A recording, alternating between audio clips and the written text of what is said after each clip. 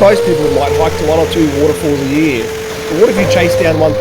Over 100 weeks, I've been hiking off the track, through dense forest, across rivers, and into remote wilderness, all to find and film 1,000 waterfalls, a lot no one's ever documented before. This journey nearly broke me, and what I discovered changed my life forever. This is the wildest thing I've ever done, and no one has ever attempted it like this. A man named Mark Cooper is chasing secret or hidden waterfalls in the Otways. It's quite fascinating.